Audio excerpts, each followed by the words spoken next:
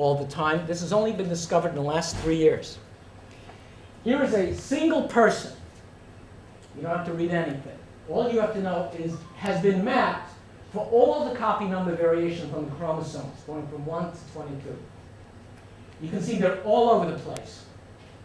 Everybody in this room has copy number variation, and everybody in this room has variation that's different from everybody else in this room, as far as we can tell. And yet, presumably, we're all normal.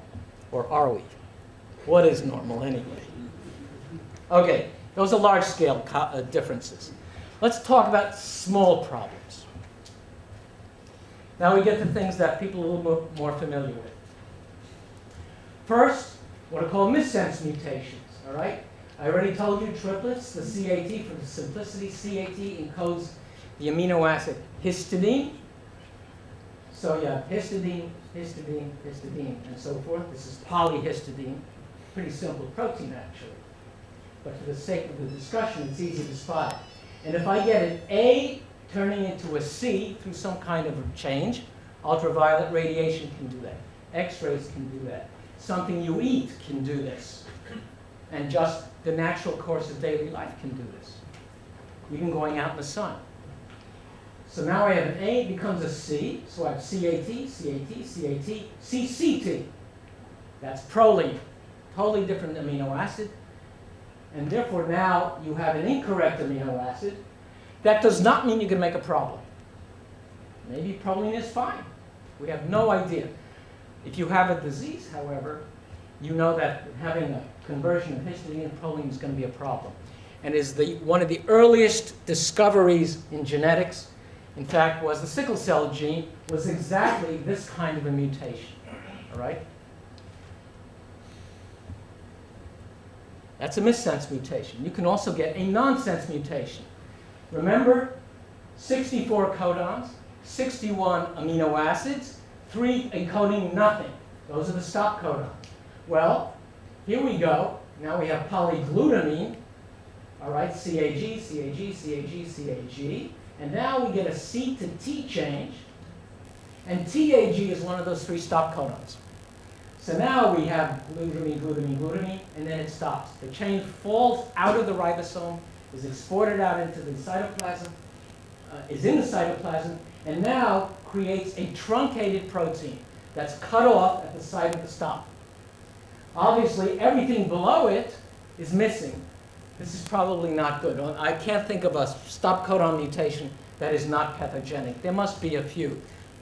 And if they are, they're probably way down at the far end of the protein. If they're at the beginning of the protein, you're in big trouble for an important protein. In addition to changing bases, you can add and delete letters. Here's a case where we're going to add a letter. So now, GCT encodes alanine, serine, isoleucine, arginine, arginine. These are amino acids. We stick in an extra letter. Just a reading error by the machinery drops in an extra G. And now we throw the whole thing out of frame. We still have alanine and serine, but instead of reading ATA here, we've dropped in the G, and the ribosome does not understand that there should be an ATA. It understands GAT, or GAU actually, and puts in aspartic acid. And then, of course, everything's out of frame below it. Now, instead of reading ATA, it reads ACG, which is threonine instead of arginine, and now alanine instead of another arginine. You can see the whole thing's moved over. Obviously, I can do the same thing by taking out one letter, and then I have the same frame shift error. And normally what happens down the road is a stop codon comes in that was out of frame, is now in frame and stops it. I think you can appreciate that if I add or insert one letter or 2 letters, I will make a frame shift mutation. If I add or insert 3 letters, then it's not so bad anymore because it's like adding a whole codon. And sometimes adding or dropping 3 letters will not create such a big problem as adding or dropping 2 letters or 1 letter. All right, let's talk about inheritance. Everybody knows this, right? 1 in 4, 1 in 4. That's the leitmotif of bioethics and genetics, right? 1 in 4. So autosomal What is autosomal? Those are the chromosomes that are not the sex chromosomes. Chromosomes 1 through 22, not X or Y. I don't want to talk about sex-linked inheritance, it's a little too complicated. So, both parents in autosomal recessive diseases are normal, phenotypically. That means what you see to the eye, they are normal. But both of them are carrying a mutation in the gene. We have no idea what the mutation is. And if the father, remember, provides one of these chromosomes, and the mother provides one of them, one child will inherit the 2 yellows, one child will inherit the 2 blues, and 2 children will inherit a yellow and a blue, and a yellow and a blue. These 3 children will be normal, phenotypically normal, to the eye. Genotypically, only one of them is normal. This child, who's inherited 2 normal chromosomes, this one will be affected. These 2 will be carriers. They will be normal just like their parents were. That's autosomal recessive inheritance. The inheritance of a mutation where the child has to have 2 errors, 1 on each chromosome from both parents, and where both parents are carrying one of the mutations and both parents are normal. Quote, normal. Autosomal dominant inheritance is a little bit different. Now, only one of the parents carries the mutation, and that parent is affected, has the disease. And now, the mother in this case has no mutations.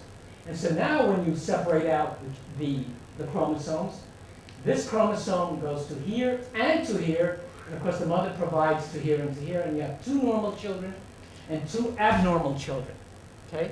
But probably at birth they'll be okay.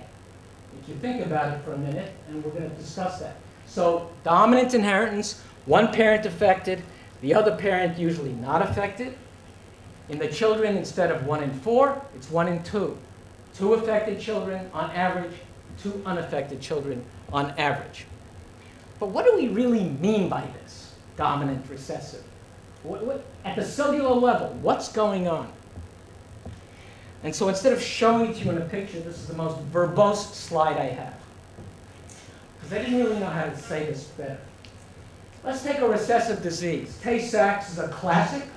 Thank God we do not have a whole lot of Tay-Sachs in the Jewish community anymore.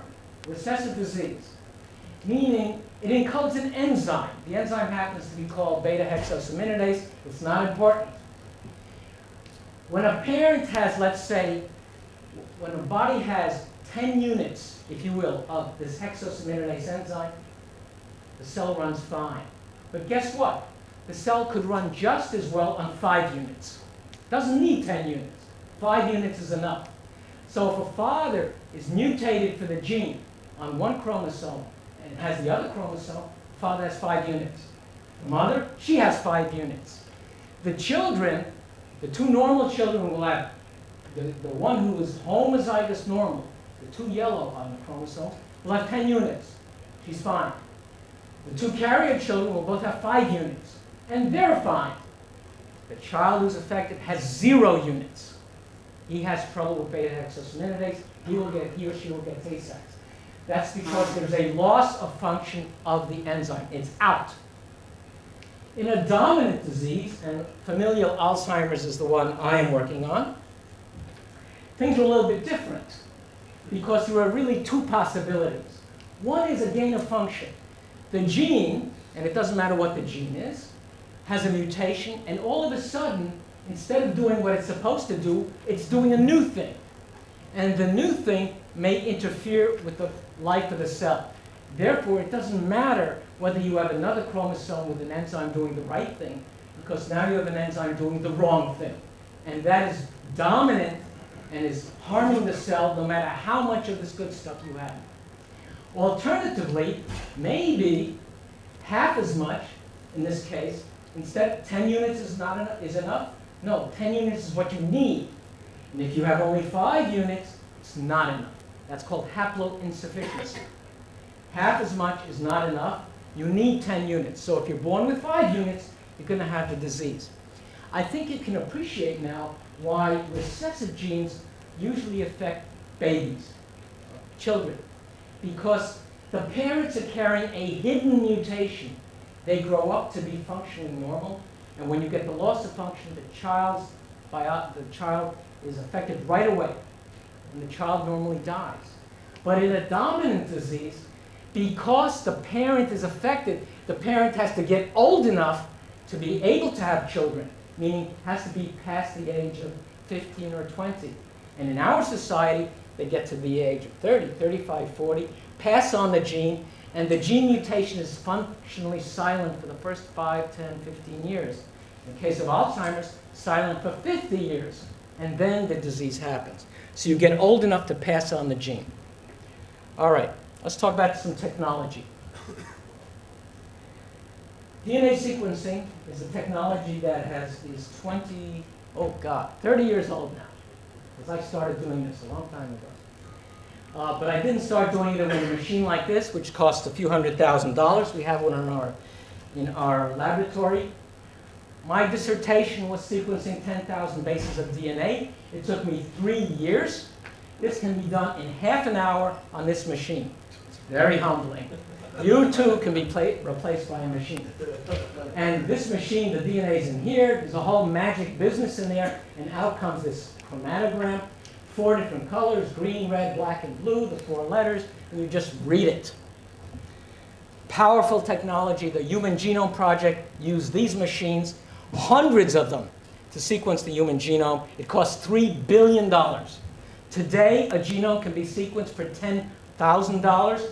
And we're on our way to the $1,000 genome, which means in my lifetime, meaning I think in the next 10 years actually, no child will leave the hospital without having a little card or a little chip or something that has his entire genome listed before he leaves the hospital or she leaves the hospital. Think about that. Once you know the genome, now you can do something really magical, which is called PCR, polymerase chain reaction.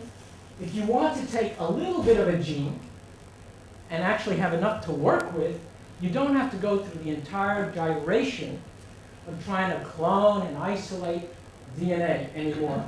You take a little piece. You've all watched CSI on TV.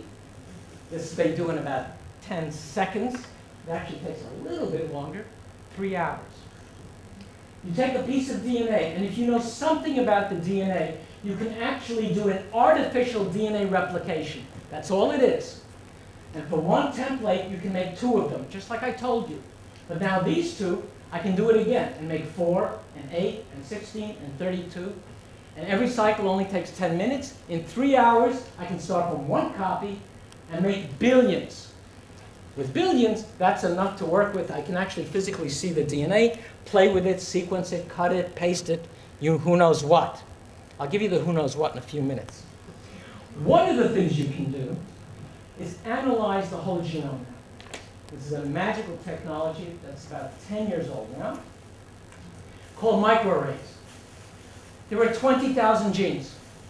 I can represent each of those 20,000 genes by a little piece of DNA taken from one little edge of the gene, and it's unique. And I can stick it in a well. It's like a little hair sticking up. And because it's about 30 or 40 bases long, it's unique to a single RNA. So here's one RNA. Let's call that the hexosaminidase gene. Here's another RNA. Let's call that the thyroidoxin gene. It doesn't really matter. And now, I can take RNA from a single source, let's say a normal person, and I can color it. I can, with a fluorescent dye, I can make it green. And now I can take all that RNA and pour it over this slide. And because of the complementarity rules, if the RNA is present here, it will light up in that very little well, and it'll light up green, where the RNA is present. So if I have a pattern of green wells, and I know what genes are here, I know what genes were in there. I can take another sample. Let's say it's a tumor from a cancer patient. From the identical tissue, here's normal kidney, here's a kidney tumor. And I can color it red. And if I did the red alone, I would only get a pattern of red wells, saying those are the RNAs there. But if I mix the 2 in the wells and then do the analysis, red and green in the microscope are yellow. So these wells here represent RNAs, let's say hexosaminidase here, thyroidoxin here, that are present in both the normal tissue and the tumor tissue. But here is an RNA that's present in the normal, but not in the tumor. Here's an RNA that's present in the tumor, but not in the normal. And this now, this is a real picture, this is a cartoon, this now becomes a fingerprint of the tumor. Of the 10,000 genes, let's say, that are being expressed in the tumor, 8,000 are yellow, but maybe 500 are red, and 1,500 are green, and somewhere in there, if I do this enough times, I can begin to narrow down and say, aha, maybe these are the really important genes in tumors that we can now focus our attention on. This microarray technology is really micro. That's a shekel. That's where the chip sits when you stick it in the machine to do the colors. Now, I talked about base pair changes, and I made you sound like they're all bad. Most of them are not bad. Everybody in this room has base pair changes, and they're all over the genome. And usually they are single nucleotide polymorphisms. A polymorphism is a fancy way of saying mutation. Mutation does not mean bad. Mutation means different. So here, instead of a T, there's a G. Instead of an A, there's a C. And here are 10 people from all over the world, and they have different variants. We can use these variations in order to look for disease genes that we don't know anything about. You remember the idea of crossing over in the germline. This is a normal process, right? If I have a marker, and a marker means any variation, and in my case, it's going to be a single nucleotide polymorphism, and the markers are all across the chromosome, A, B, C, D, E. And let's say somewhere in there is a disease gene. One marker is very far apart from the disease gene. One marker is very close to the disease gene. And the degree of distance between the marker and the disease gene corresponds to how often the marker travels with the gene. What do I mean by that? I have a stick here. I put pressure on the stick. If I put pressure on the stick's going to break, right? Here is marker B. Here is marker E, just by crossing over. Where is the disease gene? It's here. Because it is so close, the D and the E, that the probability of D and E breaking in this little tiny area is very small. And I can do it again, right? And if I still look for marker E, and it's still traveling with the disease, I know the disease is here. And I've already thrown away 3/4 of that chromosome. This is the area of interest. And I do it again, and still it doesn't break. I've eliminated 90% of the chromosome. And this is how the genetic analysis is done, looking for specific SNPs that are always inherited at the same in the disease. If a SNP is not inherited in disease, it's not relevant. The SNP does not cause the disease. The SNP is merely an indication that the disease gene is nearby. And once we've narrowed it down as far as we can, and you can do this with microarrays, instead of tumor and non-tumor, patients and non-patients, right? Here's the people with the disease, and the SNP is traveling with them, and SNP was thrown away through these recombination events in the germline in pedigrees and families of people who do and don't have the disease. And then you can draw what's called a Manhattan plot. Since I'm from Columbia, I'm very proud of this. You line up all the chromosomes, 1 to 21 to 22. And now with the mathematics of this analysis, this is nothing more than a mathematical analysis. You get the probability that the SNP is inherited with the disease. And here, as you travel down, in this particular case, 3 genes were inherited in this pedigree very strongly. And these now, SNPs were inherited where the genes nearby now become candidates for mutations for a specific disease. Then the hard work starts, as opposed to this previous stuff, which you don't think was hard work. Of course it was. And then the really hard work starts of finding the mutation. So, the next few minutes, what else is new? Epigenetics. The next big thing, from the Greek, meaning over or above. meaning there are, besides the information in the DNA itself, there's a new layer of information stuck on top of the genome. And it's two kinds of layers of information. They're both a way of marking the genome. Instead of with a fluorescent tag, now we have a chemical tag. It's called a methyl group, and it's stuck on the DNA. Or you can actually stick it on the histones, those, remember that fishing rod protein. So you can mark it here, you can mark it here. This is normal. And when it's normal, on chromosomes, you can put marks on specific regions of the chromosome. For example, on chromosome 15, there's a small region, small meaning a few million bases, where the paternal region, the paternal genome can be marked, and the maternal genome is not marked. And right nearby, the other way around. The maternal is marked, the paternal is not marked.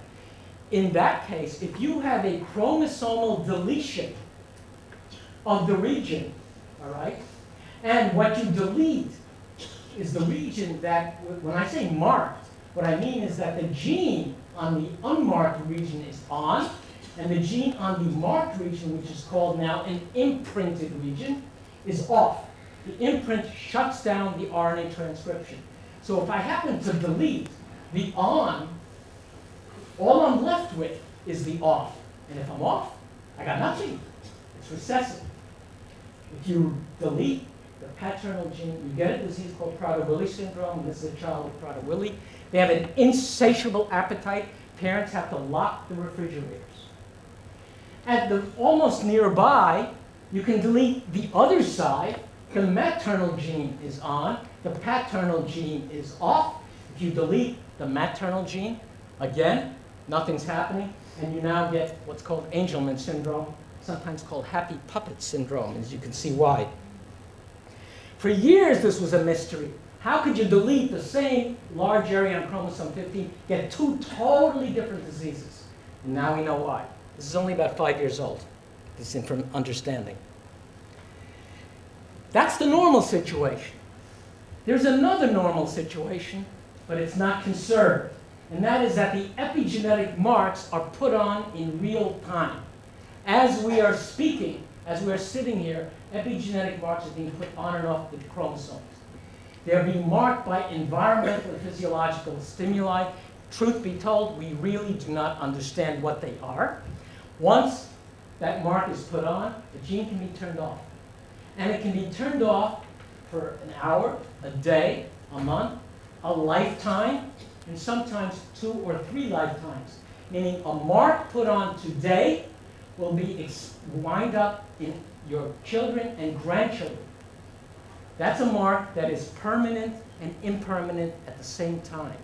It's a new field of investigation. There's a lot we don't know.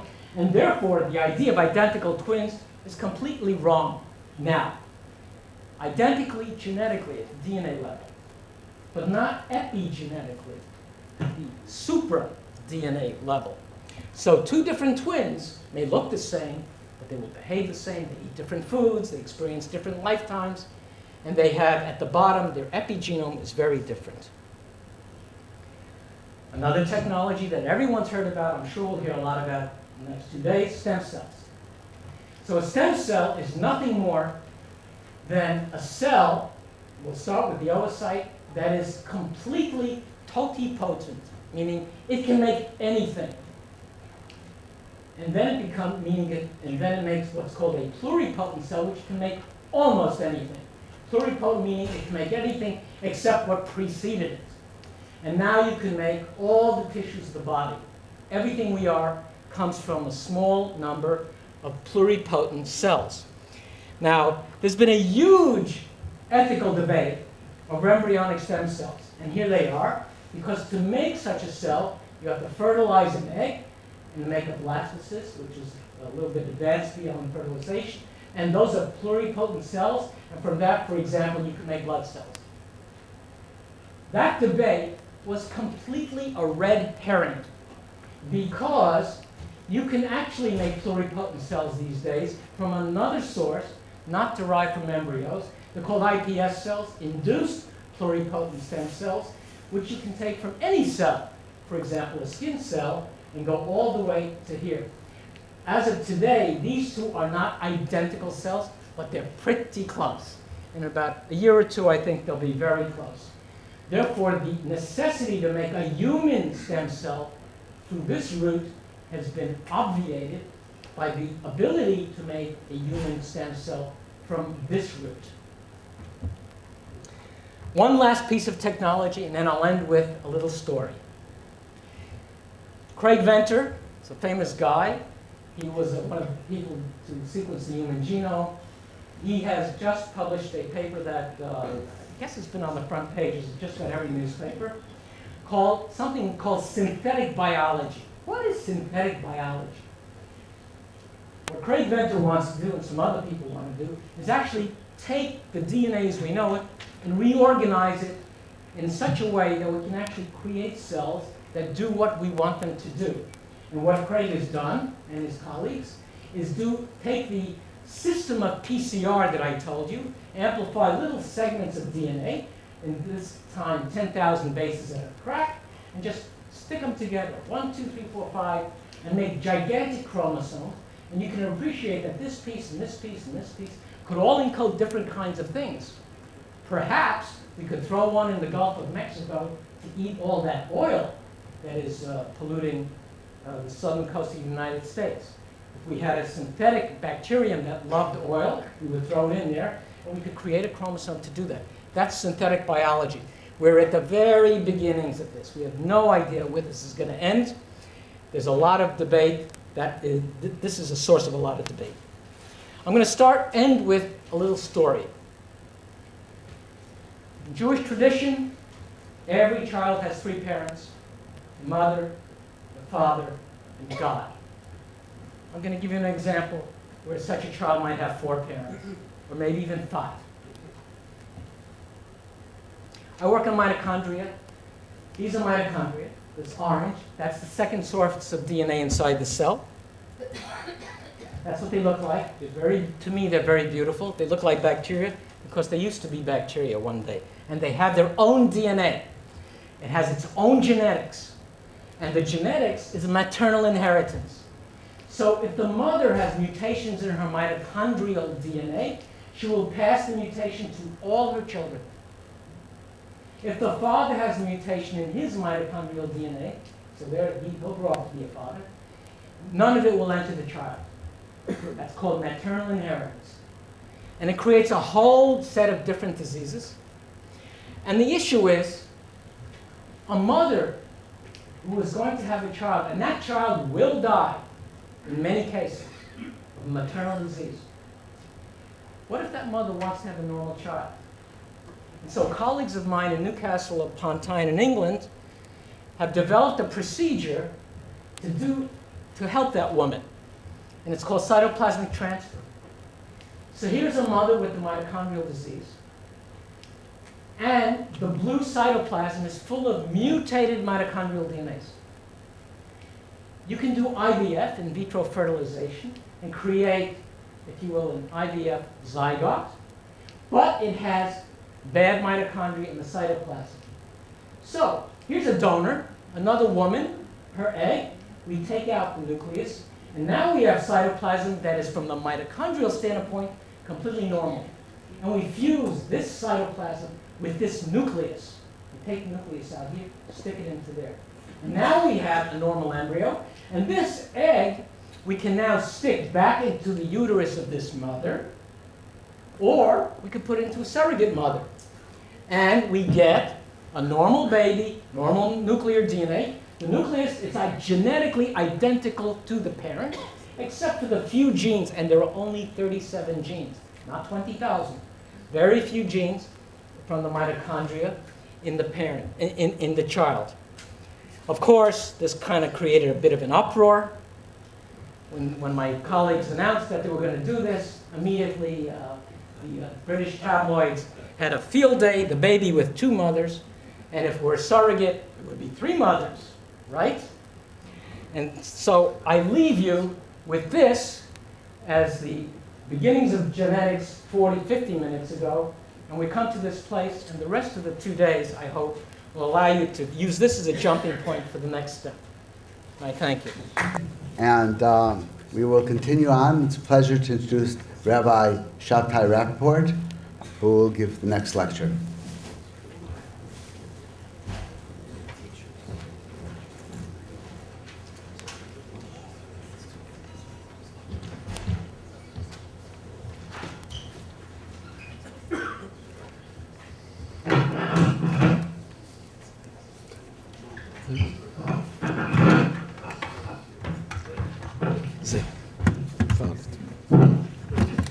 That's it.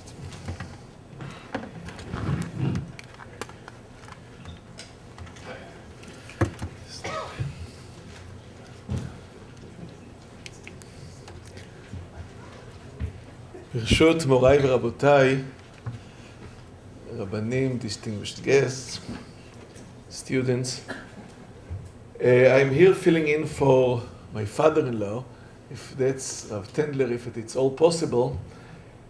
And I must say an introductory remark that it's avera to be jealous. You should not be jealous of other people, but really jealous of Dr. Sean, not his science, but his teaching ability. And I don't suppose I'll be able to teach half as well as Dr. Sean, but I will try to introduce a halachic consideration to DNA profiling. Now, ethics is actually like DNA profiling because the DNA profiling of forensic DNA has nothing to do with the things that Dr. Sean described, the things that work in the cell. It has to do with what he called the genetic desert. Ethics doesn't do anything, but we'll see that it gives us our identity. It marks our identity. The same thing as the sequences in the genetic desert, in the junk DNA, as it's called, can mark our identity. Now, we are very much alike. The genome, the human genome, people that are very different. Most, 99.9% of all the genome is identical. And that's why if our body works and the differences in the functions of the bodies are minor, that's why the profiling is done through the junk DNA. Now the question is the halachic validity of DNA profiling, and I'm not going to teach science because this is not my area. I will just give a shiur, which this is what I was supposed to do in this hour anyway, a shiur in evidence and statistics and testimony, which is edut and hochachot and hash'arot. The science of statistics, of course, is a new science, but the new science is only as far as the quantification of statistics go. But the idea that you can think of chances, what are the chances to predict the future according to the past, to take a known phenomena and deduce things that are in the future or general things, this is very old. And the halacha uses this consideration in many areas. For example, if you want to assess a bodily damage and try to figure out what every insurance company figures out, what is the financial loss to the person who was harmed in an accident or in an intentional tort, what is the future financial loss? So you do you use a statistical model to predict what he could do, what occupation he could have, and how much did he lose, even if he's a 3-year-old child. The same thing was done in the slave market. When a slave was sold, he was sold according to the prediction of his future employment, how you can employ him and how gainful his employment will be. It was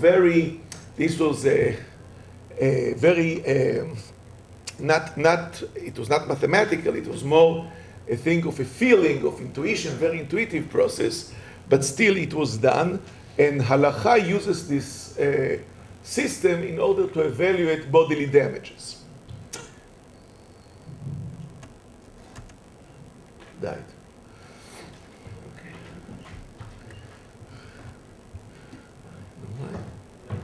Probably because it wasn't plugged in. Oh, Okay, no let's. energy. No energy. Good. No energy, no. Again. Seconds. Okay. On the other hand, the laws of evidence are very clear in halakha, and the question is how valid is modern statistics or old-fashioned statistics as evidence. The DNA profiling or forensic DNA that enables us to identify a corpse or a part of a corpse or even some of the remains with DNA analysis, or to settle paternity cases. Who is the father? Is the child the son of the married couple, or was he born out of wedlock? The question is whether the statistical proof or the statistical evidence can be considered as halachic evidence. What's going on? Okay. In a second it will go on. Bezrat Hashem Chayim Eitim. Oh.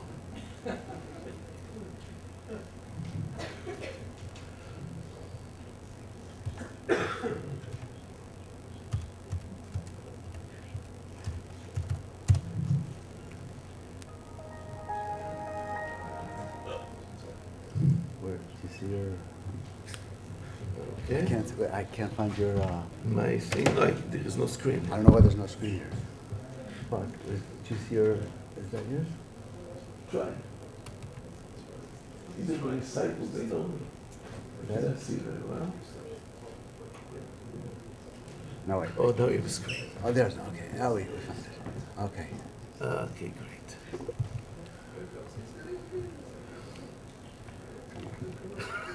No, that's publishers. Oh, It's publisher, that's wrong. not it. Let's go off. Close the publisher. Right here. There it is. It's coming. That's it. There we go. That's it. Not loud. Where's the cup? Okay.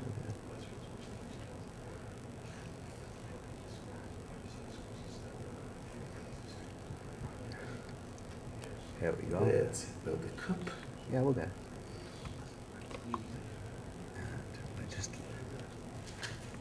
That's it. Okay, and right here. That's it. Okay. You see, no energy, no life, no information. What is considered to be, the question that I'm going to discuss is what is considered to be a proof in a statistical point of view. So, of course, we are not talking about official statistics, about scientific statistics. We are talking about all statistics, about the consideration of chances that are intuitive. But nevertheless, it's the same thing, unless they really have a breakthrough and they can show that what I intuitively grasp as the average or the greater chance is really not true.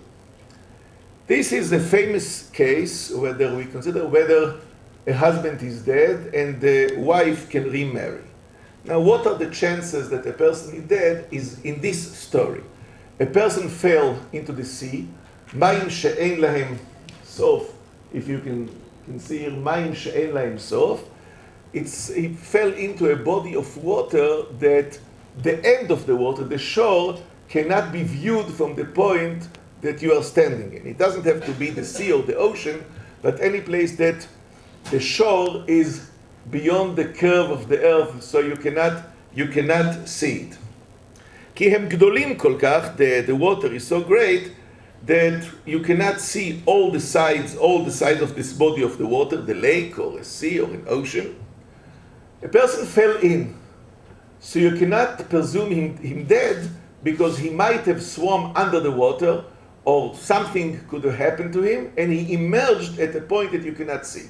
If the water is surrounded in such a way that you can see all the edges and you wait until no person could survive because he cannot breathe under the water, so he's presumed dead. But if you cannot see the entire body of water, I assume or I suspect that the person might have surfaced. And I cannot presume him dead. However, what happens if I lost a person from a boat in the middle of the ocean? And then, after a while, and the while is arguable, is a problem, 12 hours, 24 hours, a day, 3 days, I recover a body. And the body cannot be identified.